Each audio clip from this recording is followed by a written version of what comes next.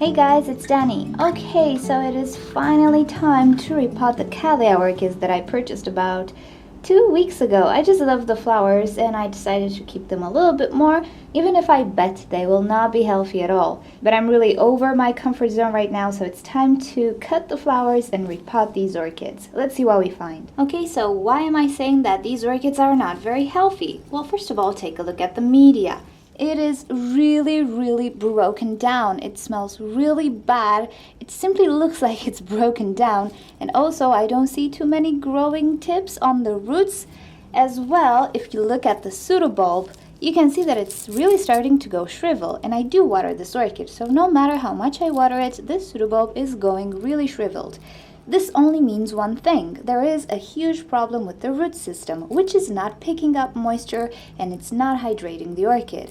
So it's time right now to get rid of the flower spike and the extra energy drain and repot it into some fresh media, which will not have any pests, will not be acidic, will not be toxic for it, and give it a new chance at having a happy life. So we'll do a double repotting today because both of these orchids are very suffering.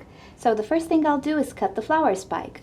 These flowers will really not last for much longer. I enjoyed them for 2 weeks. It's enough for me, and it's time to leave the orchid, use its energy for better things like roots and new shoots. So the way to cut a Cattleya flower spike is to go as close to the base as possible without damaging the leaf and give it a clean cut.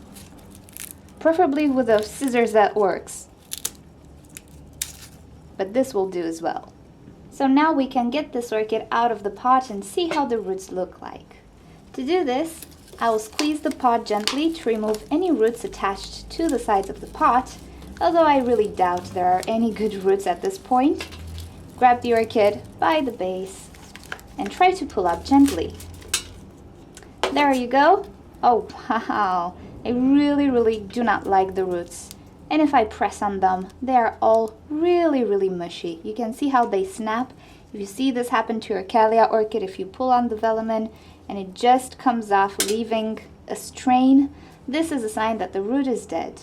Although I do see a few very shy growing tips here, so hope is really not lost with this orchid. But it is a really good thing that we cut the flower spike because it was pulling so much energy out of it to keep those flowers that it was really useless. So alrighty, I will remove the media from this root system and I will come back to show you the root system of both of my orchids. Okay, before I come back with both of my orchids, I just want to show you what I found inside the media. Now, I found a plant which had a big root system. I also found very mushy and decomposing media. Hope you can see. Also, I found the infamous sphagnum moss ball, which most probably you will find with your orchids, so it's really not a good media to keep your orchids in. Also, if you look at these roots, they are all dead. So the vast majority of the roots of my orchid are dead. However, I do see a few rays of hope in the sense that I do see a few roots that are still alive, which will help the orchid in the long run. So when you do this, try to pick up gently the media around the roots and just assess which roots are still alive. Here you go, there is another live root right here, which we will try to save. So there you go, hope is not lost, but we got to this orchid right in time. Alrighty, I'll come back with both of my orchids. Okay, so we are back with some sad news. Now, I was indeed expecting these orchids to be in quite a bad shape. So here is the yellow one.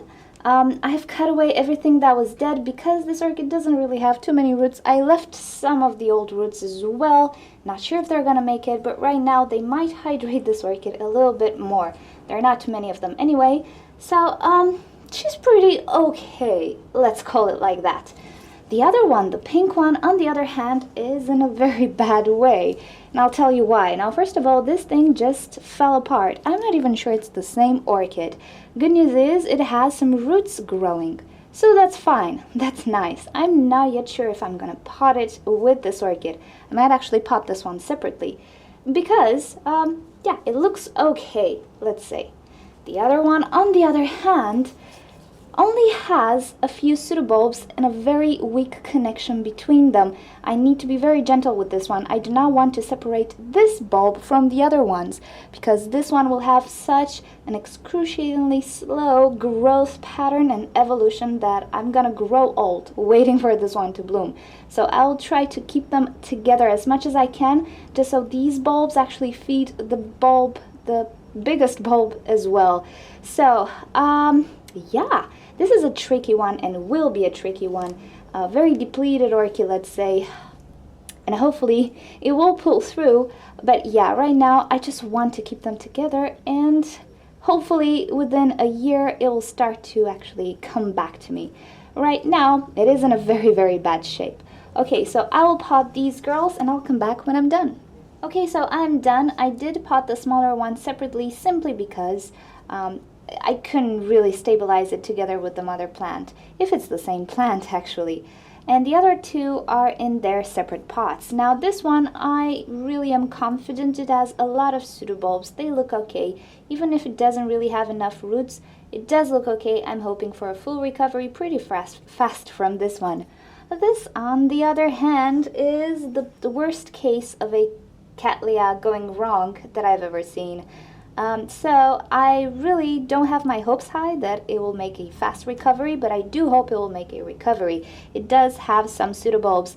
The most important thing is that the connection between them is not severely damaged. So that's my only hope, because if the connection is severed to the point of no return, this cane, which actually bloomed, will have such a slow recovery. And yeah, I have trust in this cane because it's the fattest one and it does have a lot of energy in it. Well, a lot is relative, but more than these two. If not, hopefully these two will make a recovery, and next year if they produce their new growths, maybe I will divide them. We shall just see how things will turn out. So alrighty gang, this was my repotting the very sick Cattleya orchids that I got. I'm sorry to see the flowers go, but I do not regret it. A bit more days and probably these canes would have been way too exhausted to actually make a fast recovery. So I am hopeful as always, but sometimes you do encounter cases where it's tricky, and it just is, and it just depends on how this particular hybrid and individual will be capable of recovering and using its remaining energy in a very smart way. If it's somehow a flawed hybrid in the sense that it's not vigorous, it might have some other diseases that do not show at the moment, of course recovery is doubtful, or at least very hardened. So that's it with my Cattleya orchids for today. Thank you for joining. Hope you enjoyed this. If you want to see more videos from me, don't forget to subscribe. You can leave me questions and suggestions in the comment section below. And of course, you can follow me on Twitter and Instagram if you just want to see some pictures and other stuff that I share. Thank you for joining. I'll see you next time. Bye!